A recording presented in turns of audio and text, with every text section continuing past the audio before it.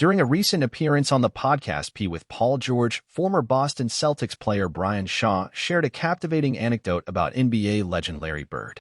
Shaw, who was part of the Celtics from 1990 to 1992, recounted a memorable encounter with Bird during one of their early practices together.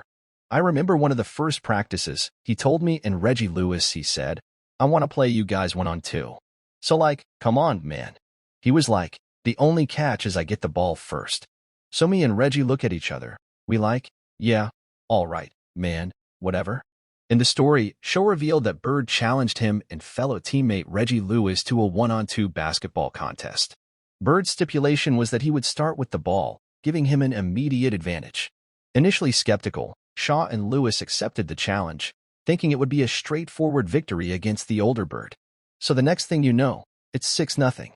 We ain't even touched the ball yet. He gets his first 6 shots. So we was like, that, we double-teamed him. He finally missed, we got the ball. And then we just kind of played keep away from him. We ended up coming back and winning 7-6. To their astonishment, Bird swiftly scored the first 6 points of the game without Shaw or Lewis even touching the ball. Feeling outmatched, the duo decided to adjust their strategy and double-team Bird to disrupt his scoring rhythm. Eventually, they managed to regain possession and took the lead, winning the game by a narrow margin of 7-6.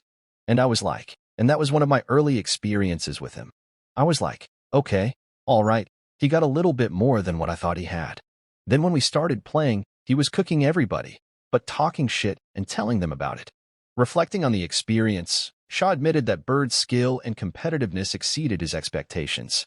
Despite being past his prime, Bird demonstrated his scoring prowess and tenacity on the court, all while engaging in playful trash talk. This anecdote sheds light on Bird's enduring competitive spirit and basketball IQ, showcasing his ability to hold his own against younger and more athletic opponents. Even in a lighthearted practice setting, Bird's determination and skill were evident, leaving a lasting impression on Shaw and Lewis. During a game against the Utah Jazz, former Boston Celtics player Brian Shaw found himself in a precarious situation as NBA legend Larry Bird was dismantling their opponents. Shaw recounted a memorable encounter involving Bird and Utah Jazz star Karl Malone, highlighting the intensity and physicality of NBA matchups during that era. "We were playing Utah, and back then you score on a play, you just keep running it again until they stop it. So I would have to hit Reggie, go through, set a cross screen for Larry, and Karl Malone was guarding Larry. Larry was killing him. Kevin McHale was locking Karl Malone up on the other end, and Larry was talking about, yeah, we two bad white boys, ain't we?" As Bird repeatedly torched Malone on the court, Shaw's role in the game became significant. In an era where teams ran the same play until it was stopped, Shaw was tasked with setting screens to free up Bird for scoring opportunities. However, this routine task turned into a nerve-wracking ordeal when Malone issued a stern warning to Shaw after being repeatedly embarrassed by Bird's scoring prowess. "So I remember going across, setting the screen on Karl the first time Larry came off, caught it, scored. As we were running back down the court, Karl Malone said, 'Young fella, you set a screen on me again like that, I'm going to knock your head off your shoulders.'" Malone's frustration reached a boiling point as Bird continued to dominate their matchup.